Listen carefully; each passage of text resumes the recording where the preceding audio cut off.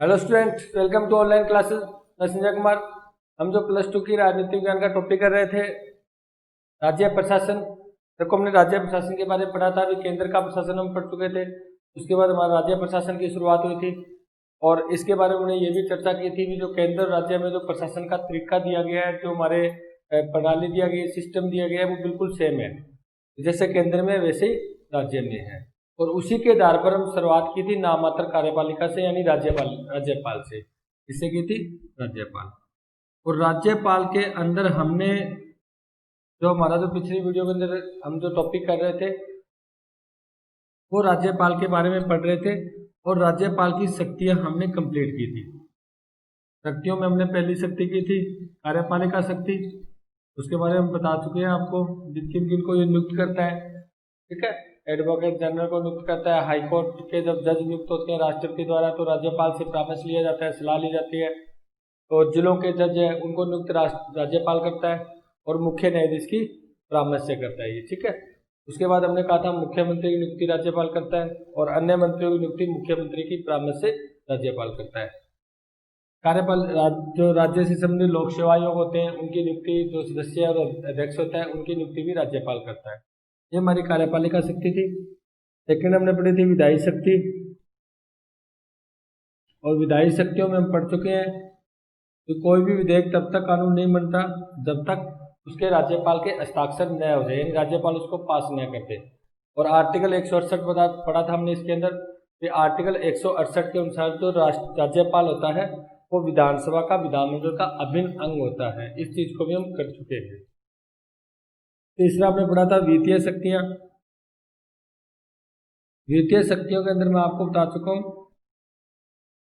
कि जो भी धन विधेयक जब स्थापिका में, यानी जो विधानमंडल में जो राज्य की स्थापिका होती है, विधानमंडल होता है, उसमें जब पेश किया जाता है विधानसभा में पेश होता है ये। जैसे केंद्र में लोकसभा में पेश होता है, यहाँ पर विधानसभा में होता है। जहाँ पर विधान परिषद है वहाँ पेश नहीं होता। तो ये राज्यपाल की पूरा परमिशन से ही पेश किया जाता है। ठीक है, उसके बाद राज्य का जो वार्षिक वित्तीय विवरण होता है, जो आय व्यय का ब्यौरा होता है, उसको भी राज्यपाल ही उसको तैयार करता है, उसको पेश करता है संसद में।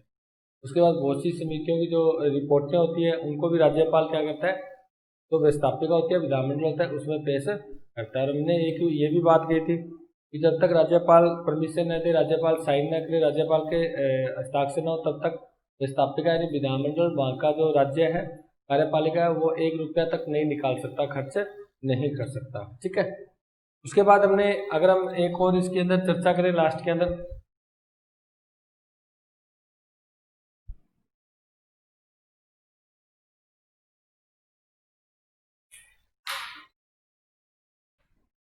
मंत्रियों के विरुद्ध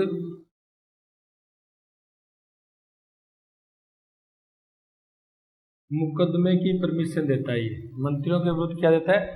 मुकदमे की परमिशन देता है। कैसे? देखो, ये निर्णय लिया था 2004 में सुप्रीम कोर्ट ने। 5 नवंबर 2004 में एक सुप्रीम कोर्ट ने निर्णय लिया था कि अगर कोई मंत्री के विरुद्ध, कोई मंत्री है उसके विरुद्ध कोई प्राथमिक मामला बनता है, यानी कोई विवाद है या कोई मामला है, कोई मुद्दा है उस मंत्री के विरुद्ध, तो ऐसे मंत्री के विरुद्ध ये प्राथमिक मामला चलाने का जो परमिशन देता है वो कौन कर सकता है? राज्यपाल दे सकता है। उस मंत्री के विरुद्ध ये मामला चलाने की जो परमिशन है वो राज्यपाल दे सकता है, राज्यपाल कह सकता है। चाहे मंत्री परिषद ने उसका मतलब मनाही कर दिया हो, मंत्री परिषद ने कह दिया भी हम इसके विरुद्ध मुकदमा नहीं चलाएंगे, लेकिन राज्यपाल मुकदमा चलाने की बात कह सकता है। ये निर्णय दिया था सुप्रीम कोर्ट ने 2004 के अंदर। ठीक है, तो अगर कोई मंत्री के विरुद्ध कोई प्राथमिक मामला बनता है या कोई ऐसा मुद्दा आता है, तो राज्यपाल उसकी परमिशन दे सकता है, उस मुकदमे को चलाने की बात कह सकता है। चाहे मंत्री परिषद ने मना किया हो तो भी राज्यपाल क्या कर सकता है? उसकी परमिशन दे सकता है कि उसके मंत्री के विरुद्ध क्या होना चाहिए? मुकदमा चलना चाहिए। ठीक है, ये भी क्या है? राज्यपाल की ही शक्ति है। उसके बाद हम नेक्स्ट पढ़ते हैं। आगे जो आपका टॉपिक आता है, देखो राज्यपाल हमारा कंप्लीट हो चुका है, राज्यपाल के बारे में पढ़ चुके हैं। मैं एक बार आर्टिकल आपको एक बार जल्दी जल्दी रिपीट करवा देता हूँ। 153 एक राज्यपाल होगा, 154 उसमें कार्यपालिका शक्ति होगी, 155 राज्यपाल को राष्ट्रपति नियुक्त करेगा। ठीक है, उसके बाद हमने कुछ आर्टिकल और भी पढ़े थे। 163 फिर राज्यपाल अपनी शक्तियों का प्रयोग करेगा, वो मंत्रिपरिषद और उसके मुखिया मुख्यमंत्री के परामर्श से करेगा।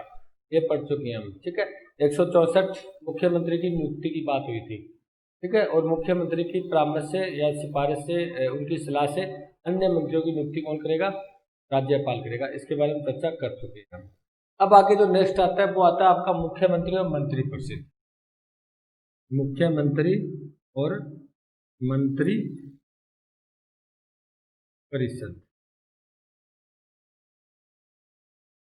देखो हमने नाम मात्र की कार्यपालिका यानी राज्यपाल को पढ़ चुके हैं। नाम मात्र की कार्यपालिका यानी राज्यपाल, इसको हम कंप्लीट कर चुके हैं। अब आती है आपकी वास्तविक कार्यपालिका। वास्तविक कार्यपालिका यानी मुख्यमंत्री और मंत्रिपरिषद के बारे में हम पढ़ने वाले हैं। देखो हमने एक बात कही थी कि जो 154 कहता है भी जो भी कार्यपालिका शक्ति है वो राज्यपाल में निहित होगी, लेकिन साथ में आपका 163 आर्टिकल 163 कहता है भाई उन शक्तियों का प्रयोग, राज्यपाल उन शक्तियों का प्रयोग जो उपयोग करेगा वह मंत्रिपरिषद वह उसके मुखिया मुख्यमंत्री की सलाह पर करेगा, और इसकी सलाह मानना वो बाध्य है। सलाह पर करेगा। एक बार हमने पढ़ा भी था, सलाह वापस भी मोड़ी जा सकती है पुनः विचार के लिए। अगर फिर से उसको सलाह दी जाती है कुछ मुद्दों पर तो मानना पड़ता है। यानी एक ही बार जैसे राष्ट्रपति वापस मोड़ सकता था पुनः विचार के लिए, उसी प्रकार राज्यपाल भी क्या कर सकता है, पुनः विचार के लिए वापस उसको जो विस्थापित है उसको सौंप सकता है। इसका मतलब हमने ये भी पढ़ा था जो वास्तविक अध्यक्ष होता है, जो कार्यपालिका का वास्तविक अध्यक्ष होता है वो कौन होता है? मुख्यमंत्री होता है। और मुख्यमंत्री होता कौन है? ये बहुमत दल का नेता होता है, बहुमत दल का नेता। इसके बारे में थोड़ी चर्चा कर लेते हैं। देखो हमने पढ़ा था मुख्यमंत्री को जो नियुक्त करता है, मुख्यमंत्री को नियुक्त कौन करता है? मुख्यमंत्री को नियुक्त करता है राज्यपाल, आर्टिकल 164 के तहत। मुख्यमंत्री को नियुक्त कौन करता है? राज्यपाल, आर्टिकल 164 के तहत। इसके अंदर ऐसा मतलब नहीं है कि राज्यपाल मनमर्जी किसी व्यक्ति को मुख्यमंत्री बना सकता है या किसी व्यक्ति को मुख्यमंत्री के पद पर उसको नियुक्त कर सकता है। इसके अंदर ये भी है कि जिस दल को बहुमत मिला है, जिस दल को बहुमत मिला है उसी व्यक्ति को क्या कर सकता है, ये उस दल के नेता को क्या कर सकता है, मुख्यमंत्री के रूप में नियुक्त कर सकता है। यानी बहुमत दल के नेता को ही वो क्या बनाएगा? मुख्यमंत्री बनाएगा। इसके अंदर राज्यपाल की कोई इतनी शक्ति नहीं है कि वो अपनी मनमर्जी किसी व्यक्ति को मुख्यमंत्री बना दे। जिस दल को बहुमत मिला है राज्य में उसी दल को वो नेता को क्या बना देगा? मुख्यमंत्री बना देगा। लेकिन यहाँ पर राज्यपाल की शक्ति हम पढ़ चुके हैं, तब परिवर्तन होती है, तब बढ़ जाती है जब किसी दल को स्पष्ट बहुमत न मिले, किसी दल को स्पष्ट बहुमत न मिले। ऐसी स्थिति में क्या होता है? राज्यपाल अपनी मर्जी से यानी किसी भी व्यक्ति को, मतलब किसी भी दल के नेता को क्या कर सकता है? मुख्यमंत्री बना सकता है, सरकार बनाने का ऑफर दे सकता है और उसको एक टाइम दे सकता है, इतने टाइम में आपको क्या करना पड़ेगा? बहुमत साबित करना पड़ेगा, ठीक है। तो यहाँ पर आके थोड़ी बहुत राज्यपाल की शक्तियां बढ़ जाती है, लेकिन जब स्पष्ट बहुमत होता है, बहुमत दल होता है, उसको स्पष्ट रूप से बहुमत मिल जाता है, जितनी सीटें आवश्यक होती है सरकार बनाने के लिए उतनी सीटें अगर उस दल को मिल जाती है, तो ऐसी स्थिति में राज्यपाल के पास कोई शक्तियां नहीं रहती। राज्यपाल बस उस दल के नेता को नियुक्त करता है, ठीक है। यहाँ तो आगे हमारे मुख्यमंत्री। उसके बाद हम बात करते हैं मंत्रिपरिषद की, क्योंकि यही आर्टिकल 163 में लिखा है भी वो मंत्रिपरिषद और उसके मुखिया मुख्यमंत्री की सलाह पर काम करेगा। इसका मतलब जो मंत्री होते हैं वो अपने विभाग के प्रमुख होते हैं, विभाग के क्या होते हैं? प्रमुख होते हैं। जिस मंत्री को जो विभाग सौंपा गया है वो स्वतंत्र रूप से उस विभाग का मुखिया होता है और उस विभाग से संबंधित जो निर्णय होते हैं वो वही मंत्री लेता है। और मंत्री के बारे में हम पढ़ चुके हैं, जैसे आपने केंद्र में पढ़ा था मंत्री 3 प्रकार के होते हैं, यहाँ पर भी मंत्री होंगे वो भी 3 प्रकार के होंगे। मंत्री कितने प्रकार के होंगे? 3 प्रकार के। कौन कौन से हैं हम बात करते हैं? वही कैबिनेट स्तर के मंत्री,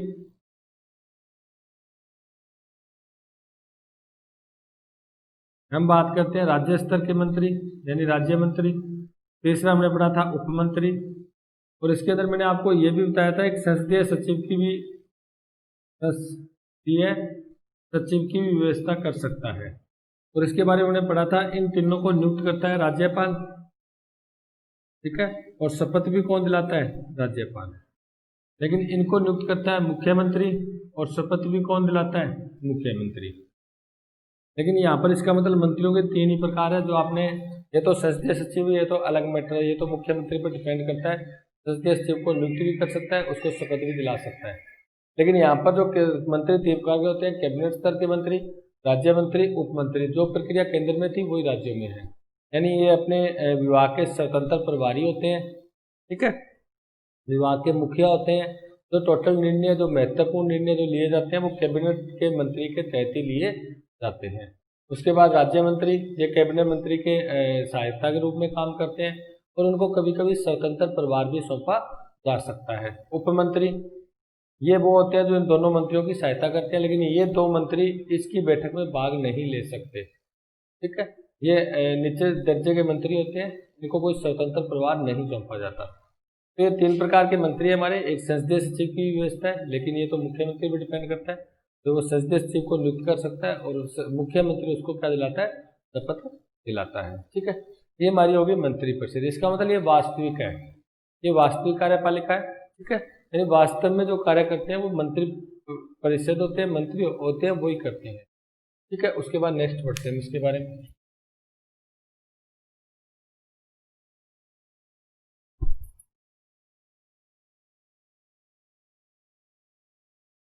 उसके बाद नेक्स्ट जो आपका टॉपिक आता है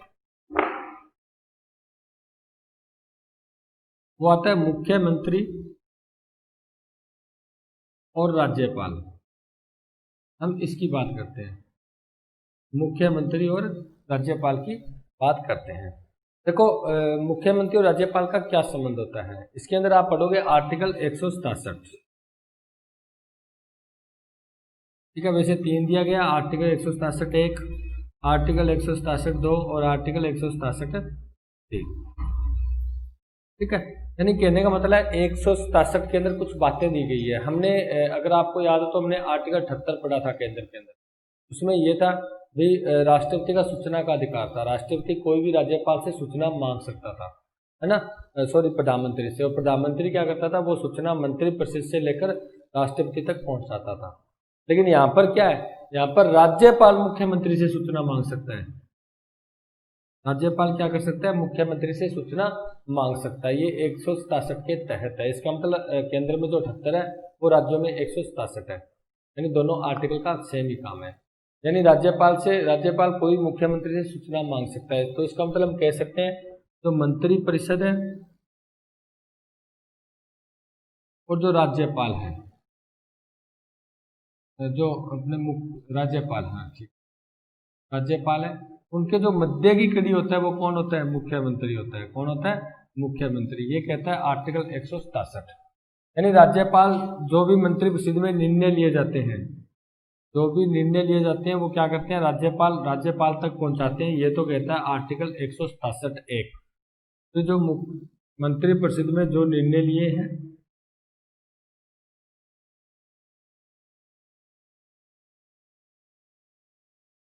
उन्हें राज्यपाल तक पहुंचाने का जो दायित्व होता है, राज्यपाल तक पहुंचाने का दायित्व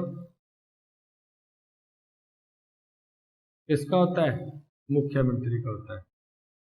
यानी मुख्यमंत्री उन निर्णयों को राज्यपाल को अवगत कराता है, यानी राज्यपाल को बताता है। दूसरी बात,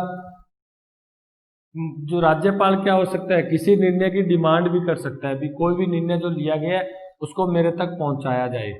यानी फिर मुख्यमंत्री के एक तो क्या होता है, सीधे निर्णय को मुख्यमंत्री राज्यपाल तक पहुंचा रहा है, यानी उसने कोई मांग नहीं की, यानी जो भी निर्णय वो राज्यपाल तक पहुंचा रहा है। एक राज्यपाल मुख्यमंत्री से कोई मांग कर सकता है कि जो आपने निर्णय लिया है वो हमारे तक पहुंचाया जाए या मेरे को अवगत करवाया जाए। ऐसी स्थिति में मुख्यमंत्री मंत्रिपरिषद का निर्णय कहाँ पहुंचाता है? राज्यपाल तक। ये कहता है 167(2). फिर राज्यपाल द्वारा मांगने पर मुख्यमंत्री वह निर्णय या वो जो भी उसने मांगा है उसको मंत्री परिषद से राज्यपाल तक, मंत्री परिषद से राज्यपाल तक पहुंचाता है। ये मुख्यमंत्री का कर्तव्य है। उसके बाद नेक्स्ट हम बात करें तो पहली बात तो ये होगी कि इसके निर्णय मुख्य राज्यपाल तक मुख्यमंत्री पहुंचाएगा। एक राज्यपाल पर कोई बात मांगने पर या कोई विचार या निर्णय मांगने पर मुख्यमंत्री मंत्रिपरिषद से राज्यपाल तक पहुंचाएगा। इसके अंदर एक बात और होती है। क्या बात होती है? देखो, मान लो ऐसा कोई निर्णय तो एक मंत्री ने ले लिया है, ऐसा कोई निर्णय जो एक मंत्री ने ले लिया है, लेकिन उस पर मंत्रिपरिषद में चर्चा नहीं हुई, चर्चा नहीं हुई। यानी क्या हुआ? देखो, जो भी होता है मंत्रिपरिषद में चर्चा तो होती है ना, किसी निर्णय पर, किसी बात के ऊपर, उसके बाद निर्णय लिया जाता है। यानी सारे बैठते हैं, बैठक में बैठते हैं, फिर निर्णय लिया जाता है। लेकिन इसके अंदर क्या होता है, कई बार एक मंत्री निर्णय ले लेता है और उसका मंत्रिपरिषद में कोई चर्चा भी नहीं हुई। ऐसी स्थिति में राज्यपाल के कहने पर उसको, उस निर्णय को क्या किया जा सकता है? मंत्रिपरिषद में चर्चा के लिए रखा जा सकता है। राज्यपाल ये कहेगा भी ये जो निर्णय लिया गया वो एक मंत्री के द्वारा लिया गया है, मंत्री के द्वारा लिया गया है और उस पर मंत्रिपरिषद में कोई चर्चा भी नहीं हुई, कोई बात यानी कोई वाद विवाद नहीं हुआ उस निर्णय पर, ठीक है, कोई बैठक में उसको नहीं रखा गया, तो वो राज्यपाल मुख्यमंत्री को कह सकता है कि उस निर्णय को वापस मंत्रिपरिषद में रखाया जाए और उसके ऊपर चर्चा की जाए। ये बात आती है 167(3) में। 167(3) में यानी कोई एक मंत्री ने जो निर्णय ले लिया है लेकिन उस पर मंत्रिपरिषद में चर्चा नहीं हुई तो राज्यपाल उसको मंत्रिपरिषद में चर्चा के लिए रखवा सकता है 167(3) के तहत। ये है आपके 167 में जो मुख्यमंत्री और राज्यपाल का संबंध है। और इसके अंदर बता चुका हूँ आपको मैं, मंत्रिपरिषद और राज्यपाल के जो मध्य की कड़ी होता है वो मुख्यमंत्री होता है, ठीक है। और इनमें यही संबंध पाया जाता है, राज्यपाल कोई भी सूचना मांगता है तो मुख्यमंत्री राज्यपाल तक पहुंचाता है, या कोई निर्णय मंत्रिपरिषद लेता है उसकी सूचना राज्यपाल तक पहुंचाता है, या कोई एक मंत्री ने निर्णय ले लिया है उसको मंत्रिपरिषद में उस पर चर्चा नहीं हुई है तो राज्यपाल के कहने पर मुख्यमंत्री उस निर्णय को क्या रखता है? मंत्रिपरिषद में रखवाता है और उस पर चर्चा करवाता है। ये है आपके 167 में। एक में निर्णय राज्यपाल मुख्यमंत्री तक पहुंचाता है, दो में राज्यपाल यानी मुख्यमंत्री द्वारा कोई निर्णय मांगने पर राज्यपाल तक पहुंचाता है मुख्यमंत्री, और 3 में इस निर्णय को मंत्रिपरिषद में चर्चा के लिए रखा जाता है। उसके बाद नेक्स्ट बढ़ते हैं।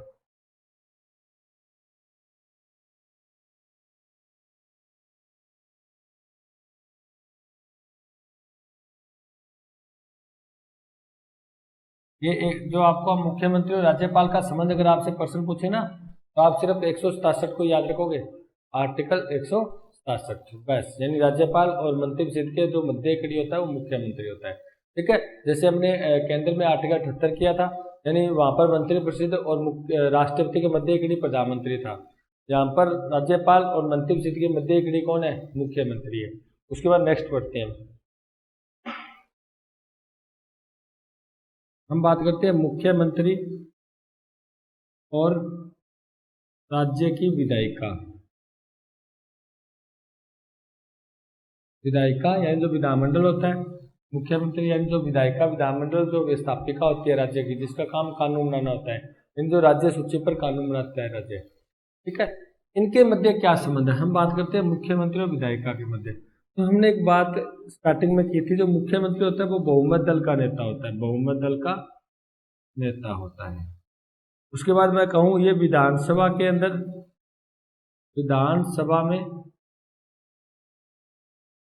विधानसभा का भी नेता होता है। मैं सीधा लिख देता हूँ इसको, विधानसभा का भी क्या होता है? ये नेता होता है। इसका मतलब विधानसभा यानी विधायिका इसका नेता होता है, यानी विधायिका में जो भी निर्णय लिया जाता है, जो भी कानून बनता है, जो भी बैठक होती है, ठीक है, ये मुख्यमंत्री के बिना नहीं हो सकती, मुख्यमंत्री के बिना नहीं हो सकती।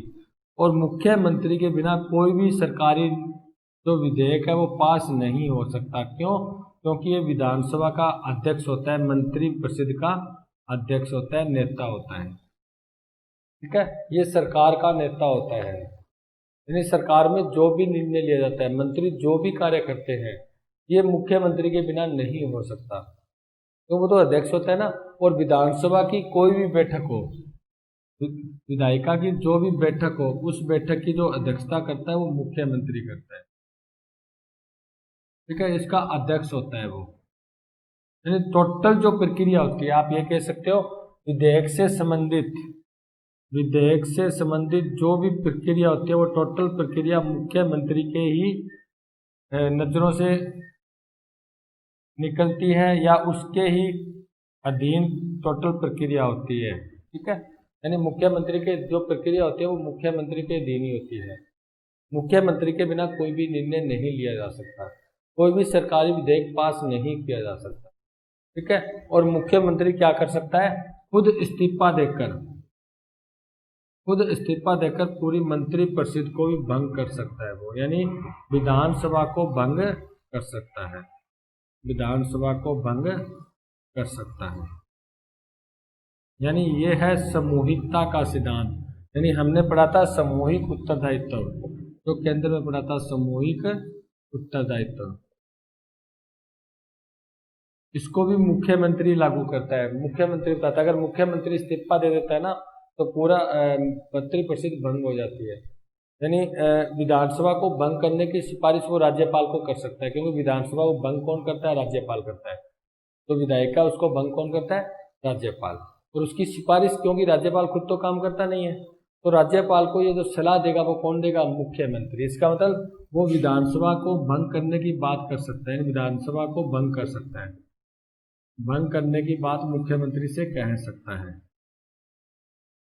राज्यपाल से। और राज्यपाल क्या करेगा, उस विधानसभा को भंग कर देगा। अगर हम बात करें विधानसभा के सत्र की, सत्र होते हैं ना जो 3 प्रकार के हमने पढ़े थे, मानसून सत्र, बजट सत्र, शीतकालीन सत्र, जो केंद्र में होते हैं। यहाँ पर भी जैसे वैसे तो हमने पढ़ा था सत्र बुलाने का जो अधिकार होता है, सत्र आहूत करने का जो शक्ति होती है वो राज्यपाल के पास होती है। लेकिन राज्यपाल को बोलता कौन है, मुख्यमंत्री बोलता है। वे जो विधायिका है उसका सत्र कब बुलाया जाए, ठीक है, कब बुलाना चाहिए, कब उसका सत्रावसान यानी उसको समाप्त करना है, में क्या करना है, सत्रावसान यानी उसको समाप्त करने का जो बात कहता है मुख्यमंत्री, वो राज्यपाल। यानी राज्यपाल करता जरूर है, सत्र को आहूत भी करता है, उसको समाप्त भी करता है, लेकिन बोलता मुख्यमंत्री है उसको कि कब सत्र को बुलाना है और कब सत्र को समाप्त करना है। इसका मतलब टोटल विधायिका से संबंधित जो प्रक्रिया होती है वो मुख्यमंत्री के अंडर में ही होती है, ठीक है। यानी विधायिका या जो यहाँ की व्यवस्थापिका है वो ऐसा कानून नहीं बना सकते इसके अंदर मुख्यमंत्री का कोई रोल न हो। यानी सरकारी विधेयक तो टोटल चलता ही मुख्यमंत्री के अंडर में है, ठीक है। उसके बाद बात करें हम, ये जो विश्वास प्रस्ताव होता है यानी बहुमत साबित करना, विश्वास प्रस्ताव, हम बात करें अविश्वास प्रस्ताव जो विपक्ष रखता है, यानी ये दोनों बहुमत स्थापित करने की बात होती है। अभी उसके पास विश्वास है या नहीं, बहुमत है या नहीं, इन सभी की जो निगरानी रखता है वो मुख्यमंत्री ही रखता है। यानी मुख्यमंत्री के अंडर में ये कोई पास होता है या पास नहीं होता, ठीक है। मुख्यमंत्री इसको पास करवाता है, मुख्यमंत्री बहुमत साबित करता है। और राज्यपाल जब कहता है वो मुख्यमंत्री को बोलता है भी आप अपना बहुमत साबित करो, क्योंकि हमने पढ़ा था आर्टिकल 164 के तहत मुख्यमंत्री को नियुक्त करता है वो राज्यपाल करता है। जब स्पष्ट बहुमत होता है फिर तो कोई रोल ही नहीं होता, क्योंकि सीधा मैटर होता है, उसके बाद बहुमत है तो बहुमत साबित करने की आवश्यकता ही नहीं है। राज्यपाल कब कहता है, जब किसी एक पार्टी को स्पष्ट बहुमत नहीं मिलता तब जाके वो क्या करता है, तो सबसे ज्यादा जिसके पास सीटें हैं उसको मुख्यमंत्री बना देता है, नेता को, और उसको कहता है भी आप 1 माह के अंदर या 10 दिन के अंदर, 20 दिन के अंदर आप अपना बहुमत साबित करो। ये काम मुख्यमंत्री का होता है, ठीक है। तो मुख्यमंत्री टोटल विधायिका पर क्या रखता है, वो नियंत्रण रखता है, ठीक है। ये होता है मुख्यमंत्री और राज्य की विधायिका के साथ संबंध। उसके बाद नेक्स्ट बढ़ते हैं हम।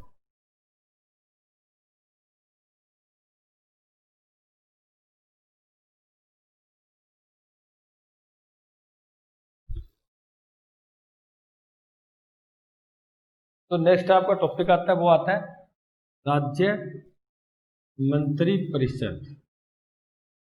जो राज्य की मंत्री परिषद होता है इसके बारे में वैसे तो हम चर्चा कर चुके हैं। मंत्री होते हैं वो 3 प्रकार के होते हैं, एक बार और पढ़ लेते हैं तो टॉपिक आ भी गया। तो मंत्री होते हैं, एक तो कैबिनेट स्तर के मंत्री होते हैं, राज्य मंत्री होते हैं और उप मंत्री होते हैं। ठीक है, और इन सभी मंत्रियों को बनाने का काम तो मुख्यमंत्री का ही होता है ना। वैसे तो हमने कहा था, अब इनको नियुक्त कौन करता है, मंत्रियों को नियुक्त कौन करता है, राज्यपाल। लेकिन राज्यपाल सीधा ही नियुक्त थोड़ी कर देगा, मुख्यमंत्री उसको सलाह देगा। मुख्यमंत्री उसको क्या देगा, सलाह देगा, उसके नाम की लिस्ट, किस व्यक्ति को मंत्री बनाना है, किस व्यक्ति को मंत्री बनाना है, ये जो नाम की लिस्ट होती है राज्यपाल तक मुख्यमंत्री पहुंचाता है। क्योंकि हम आर्टिकल 164 में पढ़ चुके हैं, क्या पढ़ा था, मुख्यमंत्री की नियुक्ति राज्यपाल करता है और मुख्यमंत्री की सलाह पर अन्य मंत्रियों की नियुक्ति भी राज्यपाल करता है। सलाह कौन देता है, मुख्यमंत्री देता है। इसका मतलब मुख्यमंत्री जिस नाम को उसने राज्यपाल तक पहुंचाया, उसी नाम के अकॉर्डिंग उसी व्यक्तियों को वो क्या कर देता है, मंत्री के रूप में नियुक्त कर देता है। इसका मतलब इन मंत्रियों को नियुक्ति का जो मेन अधिकार है वो तो मुख्यमंत्री के पास है ना। राज्यपाल तो सिर्फ उसको नियुक्त करता है, लेकिन नाम तो मुख्यमंत्री देता है। ठीक है, यानी क्यों, क्योंकि वो मंत्री परिषद का नेता होता है। एक बात यहाँ पर और नोट कर लेना, मुख्यमंत्री होता है वो क्या होता है, मंत्री परिषद का नेता होता है। यानी मंत्री परिषद की टोटल जो बैठक होती है, टोटल जो क्रिया प्रक्रिया जो प्रोसेस होती है, प्रणाली होती है, वो टोटल मुख्यमंत्री के अंडर में ही होती है। यानी उनकी जो बैठक होती है मंत्री परिषद की, उस बैठक का अध्यक्ष भी कौन होता है, मुख्यमंत्री होता है। अध्यक्ष कौन होता है, मुख्यमंत्री। ठीक है, उस बैठक में जो भी निर्णय लिए जाते हैं वो मुख्यमंत्री के बिना नहीं लिए जा सकते। उसके बाद वो क्या कर सकता है, किसी मंत्री से वो इस्तीफा भी मांग सकता है। ध्यान रखना, किसी मंत्री से वो क्या कर सकता है, इस्तीफा मांग सकता है। ये मुख्यमंत्री पर डिपेंड करता है। कोई मंत्री बनाया गया है, उसके बाद मुख्यमंत्री को ऐसे लगे भी ये जो मंत्री है ये जो भ्रष्टाचार में लिप्त है या किसी और कारण अयोग्य है, तो ऐसी स्थिति वो क्या कर सकता है, उससे इस्तीफा मांग सकता है। और वो क्या कर सकता है, वो विभागों का बंटवारा करता है, वो मुख्यमंत्री करता है कि किस व्यक्ति को कौन सा विभाग सौंपना है, किसको शिक्षा मंत्री बनाना है, किसको उसके बाद जैसे मान रेल मंत्री बनाना है, या सॉरी ये तो केंद्र का हो गया, हम कहते हैं शिक्षा मंत्री है, ऊर्जा मंत्री है, स्वास्थ्य मंत्री है, कि किसको कौन सा विभाग सौंपना है, ये काम ये कौन निर्णय लेता है, मुख्यमंत्री लेता है। तो किसको कौन सा विभाग सौंपना है, किसको कौन से विभाग का प्रभारी बनाना है। इसके बाद वो विभागों में हेर फेर भी कर सकता है, यानी परिवर्तन भी कर सकता है। एक मंत्री को एक से ज्यादा विभाग भी दे सकता है। ठीक है, और मंत्रियों के विभागों में बदलाव भी कर सकता है, परिवर्तन भी कर सकता है, उसके विभागों में परिवर्तन कर सकता है। ठीक है, उसके बाद बात करें तो मुख्यमंत्री इस्तीफा देकर, ये बात कर चुके हैं, मुख्यमंत्री इस्तीफा देकर पूरी मंत्री परिषद को क्या कर सकता है, भंग कर सकता है, पूरी मंत्री परिषद को भंग कर सकता है। ये है हमारे राज्य मंत्री परिषद। तीन प्रकार की मंत्री परिषद होती है, और जो मुख्य शक्ति होती है वो मंत्री परिषद में तो होती है, क्योंकि वास्तविक होती है। क्या होती है, वास्तविक। और उसका अध्यक्ष होता है वो मुख्यमंत्री होता है। मंत्री तीन प्रकार के होते हैं, नियुक्त राज्यपाल करता है, और उनके नाम की जो सिफारिश करता है वो मुख्यमंत्री करता है। उनके विभागों में बंटवारा मुख्यमंत्री करता है, विभागों में परिवर्तन मुख्यमंत्री करता है। वो किसी भी मंत्री से इस्तीफा भी मांग सकता है। ठीक है, और खुद इस्तीफा देकर वो पूरी मंत्री परिषद को भंग कर सकता है। वो मंत्री परिषद का नेता होता है। मंत्री परिषद में जो भी निर्णय लिए जाते हैं वो मुख्यमंत्री के अंडर में, मुख्यमंत्री के अंडर में लिए जाते हैं, यानी मुख्यमंत्री उससे बाहर नहीं हो सकता। जब तक मुख्यमंत्री उसके अंदर प्रक्रिया में नहीं आएगा, मुख्यमंत्री के पास नहीं पहुंचेगा, तब तक कोई निर्णय नहीं लिया जा सकता, क्योंकि वो मंत्री परिषद का अध्यक्ष होता है, नेता होता है। ठीक है, तो ये है हमारे राज्य मंत्री परिषद। उसके बाद नेक्स्ट बढ़ते हैं हम।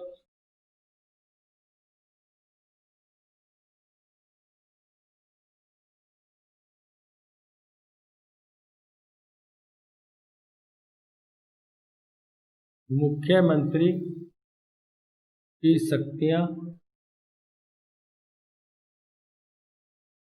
व कार्य।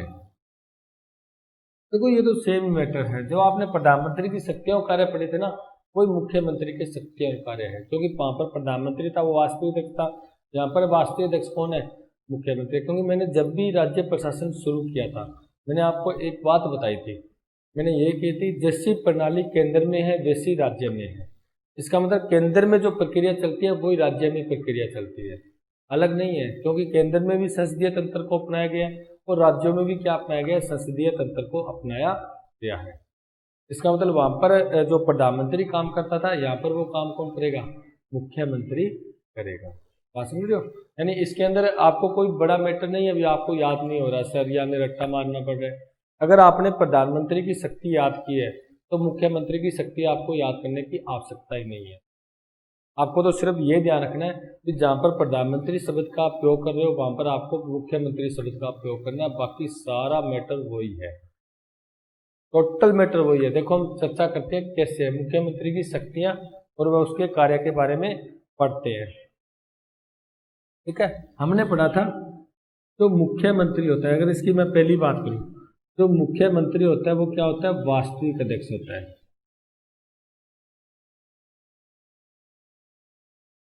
मुख्यमंत्री होता है वो क्या होता है, वास्तविक अध्यक्ष होता है। और राज्यपाल होता है वो क्या होता है, नाम मात्र का अध्यक्ष होता है। इसका मतलब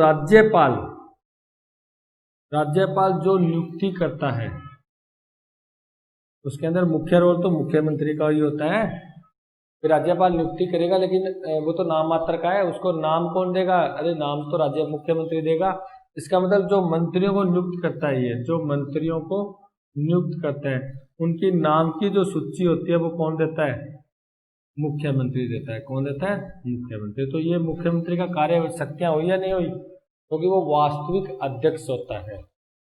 ठीक है, यानी वास्तविक कार्यपालिका वही होता है, मुख्यमंत्री होता है। मुख्यमंत्री ही क्या करता है, जैसे मान लो वो मंत्रियों में नियुक्त कर रहा है या कोई वो जैसे हमने कहा था अन्य जैसे राज्य लोक सेवा आयोग को सदस्यों को अध्यक्ष को नियुक्त कर रहे हैं। ठीक है, उन सभी में नियुक्ति के अंदर मुख्य रोल होता है वो मुख्यमंत्री का ही होता है। क्योंकि मुख्यमंत्री क्या कहता है, उनको नियुक्ति करने की बात कहता है, किस व्यक्ति को नियुक्त करना है वो सलाह देता है और राज्यपाल उस सलाह के अकॉर्डिंग क्या कर देता है, उनको नियुक्त कर देता है। तो पहली शक्ति तो अभी मुख्यमंत्री होता है, वो वास्तविक अध्यक्ष होता है, वास्तविक अध्यक्ष होता है। अगर हम सेकंड इसकी बात करें,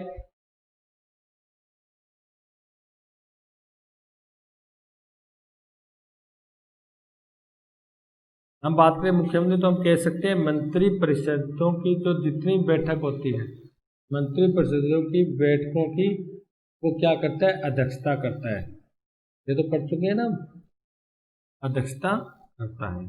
यानी मंत्री परिषद की जो भी बैठक होती है, क्योंकि मंत्री परिषद का जो नेता होता है वो मुख्यमंत्री तो ही होता है। ठीक है, उसके मतलब उसके मंत्री परिषदों की जो बैठक होती है, जो बैठकें होती है, उनकी अध्यक्षता कौन करता है, उनकी अध्यक्षता करता है मुख्यमंत्री। और मुख्यमंत्री ही जो मंत्री परिषद की प्रक्रिया होती है, टोटल प्रक्रिया होती है, उसके अंदर मुख्य रोल होता है वो मुख्यमंत्री का होता है। और जो भी मंत्री परिषद में निर्णय लिए जाते हैं वो मुख्यमंत्री ही द्वारा लिए जाते हैं। चर्चा मंत्री परिषद में होती है और मुख्यमंत्री क्या करता है, उसका निर्णय लेता है, अध्यक्ष उसका निर्णय लेता है। और वो क्या कर सकता है, मंत्री परिषद के निर्णय को बदल भी सकता है, क्योंकि वो नेता होता है, वो अध्यक्ष होता है। बात समझ रहे ना, ये शक्तियां हैं उसकी कि मंत्री परिषद ने जो निर्णय लिया उसको बदल सकता है, क्योंकि वो नेता होता है, वो अध्यक्ष होता है। ठीक है, और यानी उसके अंदर अपने निर्णय की अपनी बात कह सकता है वो, और उसकी बात टाली नहीं जा सकती, क्योंकि वो नेता होता है, वो अध्यक्ष होता है। उसके बाद हम नेक्स्ट बात करें तीसरे नंबर की, तो तीसरी इसकी होती है, वो होती है, जैसे मान लेते हैं हम बात करते हैं मंत्रियों की नियुक्ति से संबंधित, बहुत बार कर चुके हैं। यानी नियुक्ति करता है राज्यपाल, लेकिन उसकी नाम की सूची कौन देता है, मुख्यमंत्री। इसका मतलब मुख्यमंत्री चाहता है उसी व्यक्ति को वो क्या राज्यपाल मंत्री रूप में नियुक्त करता है। इसका मतलब मुख्यमंत्री की इच्छा पर डिपेंड करता है कि किस व्यक्ति को मंत्री बनाना है, किस व्यक्ति को मंत्री नहीं बनाना। तो ये मुख्यमंत्री की शक्ति है कि किस व्यक्ति को मंत्री बनाना है, किसको नहीं बनाना, क्योंकि सभी को तो मंत्री बना नहीं सकते। क्योंकि अगर आपको याद हो तो हमने 91वां संविधान संशोधन पढ़ा था, 91वां संविधान संशोधन, इसके द्वारा स्पष्ट रूप से कह दिया गया भी जो विधानसभा है या जो लोकसभा है, लोकसभा और विधानसभा, उसके 15% से ज़्यादा मंत्री नहीं हो सके थे। यानी ज़्यादा ज़्यादा अधिकतम 15% मंत्री हो सकते हैं। इसका मतलब वो सभी को तो मंत्री बना नहीं सकता, जितने भी उसके मेंबर जितने हैं, जितने भी उसका सीटें हैं उसके पास, तो वो बना तो सिर्फ 15% ही सकता है। और वो 15% कौन होंगे, कौन व्यक्ति होंगे, किनको मंत्री बनाना है, इसका नाम की सूची तैयार करने का काम मुख्यमंत्री का ही होता है। ठीक है। और जैसे हम उदाहरण ले राजस्थान में टोटल विधानसभा में 200 MLA गुणा 15, यानी राजस्थान में क्या हो सकता है, 30 से ज़्यादा मंत्री नहीं बन सकते। और वो भी ध्यान रखना, मुख्यमंत्री सहित। ये ऐसा नहीं है 30 मंत्री हो गए, एक मुख्यमंत्री 31 हो गए है, यानी 30 के अंदर ही मुख्यमंत्री होगा, मंत्री भी होंगे और मुख्यमंत्री भी होगा, यानी 30 ही होंगे, 30 से ज़्यादा नहीं जा सकते। ठीक है। इसका मतलब ये 30 व्यक्तियों की, इससे कम या अधिकतम 30 व्यक्तियों की जो नाम की सूची राज्यपाल तक पहुंचाता है, वो कौन पहुंचाता है, मुख्यमंत्री। यानी कौन मंत्री होगा, कौन मंत्री नहीं होगा, ये डिसाइड करने का काम भी मुख्यमंत्री करता है। अगर इसी के आधार पर हम शक्ति की बात करें, चौथी, यानी जिन मंत्रियों को नियुक्त किया गया है उन मंत्रियों में विभागों का बंटवारा भी कौन करता है, मुख्यमंत्री। कि किसे कौन सा विभाग सौंपना है, किसे कौन सा कार्य सौंपना है, किसको कैबिनेट मंत्री बनाना है, किसको राज्य मंत्री बनाना है, किसको उप मंत्री बनाना है, इस सभी का निर्णय लेता है वो मुख्यमंत्री लेता है, क्योंकि वो नेता होता है इसलिए वो निर्णय ले सकता है। ठीक है। किसको कौन सा विभाग सौंपना है, किसको ऊर्जा मंत्री बनाना है, किसको स्वास्थ्य मंत्री बनाना है, किसको शिक्षा मंत्री बनाना है, ये निर्णय भी कौन लेता है, मुख्यमंत्री लेता है। यानी विभागों का बंटवारा करने का काम भी कौन करता है, मुख्यमंत्री करता है। ठीक है। अगर इसी के आधार पर हम बात करें तो इन विभागों में वो परिवर्तन कर सकता है, इन विभागों में क्या कर सकता है, परिवर्तन कर सकता है। ठीक है। कि कौन से व्यक्ति के पास कौन सा विभाग होगा, इसका निर्णय मुख्यमंत्री ने लिया। उसके बाद भी वो क्या कर सकता है, एक मंत्री को एक से ज्यादा विभाग सौंप सकता है, या दो मंत्रियों में विभागों में फेरबदल कर सकता है, यानी आपस में विभाग बदल करने का जो निर्णय है वो मुख्यमंत्री ले सकता है। यानी विभागों में परिवर्तन करने का जो अधिकार, शक्तियां होती है, वो भी किसके पास होती है, मुख्यमंत्री के पास होती है।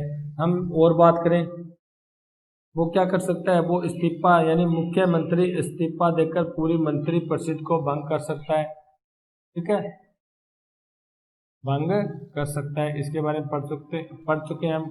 यानी ये भी क्या है, मुख्यमंत्री की शक्ति है कि वो पूरी मंत्री परिषद को भंग कर सकता है।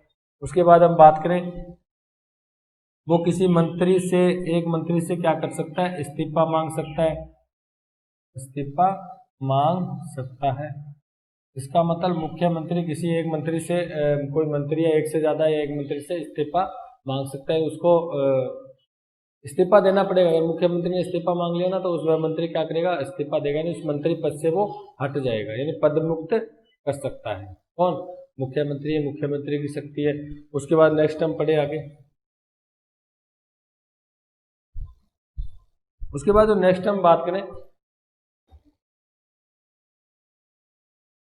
जो मुख्यमंत्री होता है वो क्या होता है, वास्तविक अध्यक्ष होता है।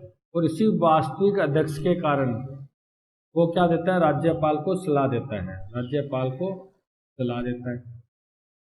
अब सलाह कौन सी, हम पढ़ चुके हैं, जैसे हमने बात की थी, राज्य लोक सेवा आयोग के अध्यक्ष या सदस्य हैं उनको नियुक्त किया जाता है।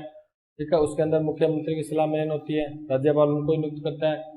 हमने बात की थी मंत्रियों को नियुक्त करता है, उसमें भी मुख्यमंत्री सलाह देता है।